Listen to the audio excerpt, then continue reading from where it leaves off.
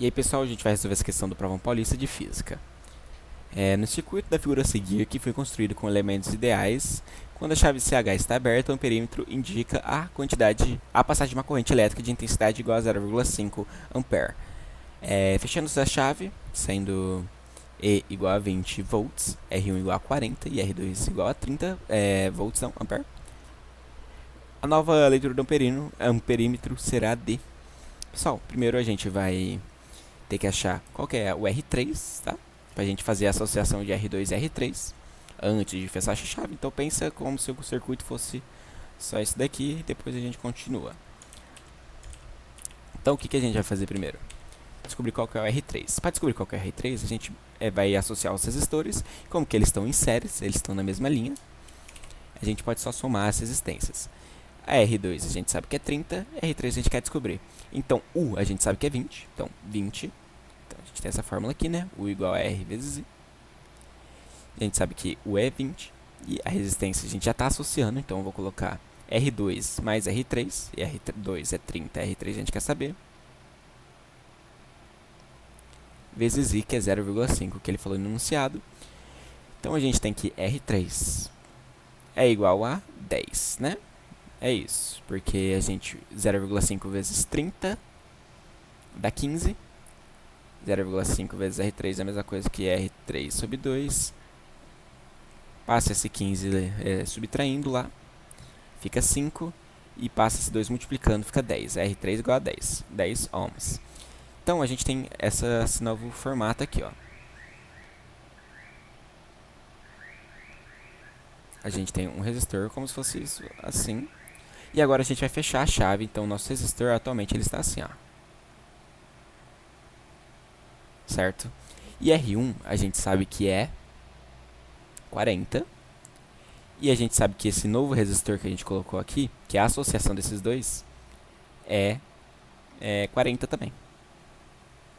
40 ohms. 40 ohms. Certo? E aqui a gente tem nosso gerador de 20 volts. Pessoal, e agora a gente tem o seguinte. A gente tem uma corrente que vai passar por aqui. Uma corrente I1. E nesse ponto aqui, ela vai separar. Vai vir I2 aqui. E aqui vai vir I3. E aí eles vão chegar aqui e vão se transformar em I1 de novo, aqui embaixo, certo? Porque eles se juntam. I2 e I3 são exatamente iguais, certo?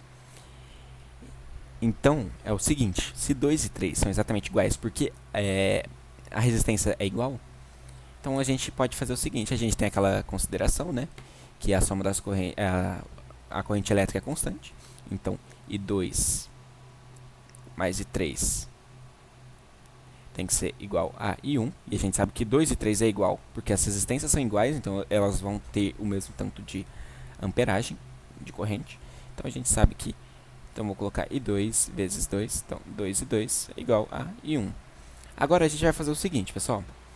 A gente vai fazer a associação desses dois resistores para achar a resistência equivalente e saber qual que é o I1. Qual que é a corrente total que está passando. Porque se a gente achar a corrente total, a gente acha as outras duas correntes. E porque o amperímetro, ele não está nas duas, ele não está aqui o amperímetro, ele está aqui embaixo. Então ele vai marcar só a corrente I2 e não a corrente I3. Então isso é um erro que muitas pessoas cometeram nessa prova. Então o amperímetro está medindo só nessa parte de baixo, não na parte de cima. Então tá, então a gente vai fazer o seguinte. A gente vai associar esses dois resistores e a gente vai achar a corrente elétrica total do circuito.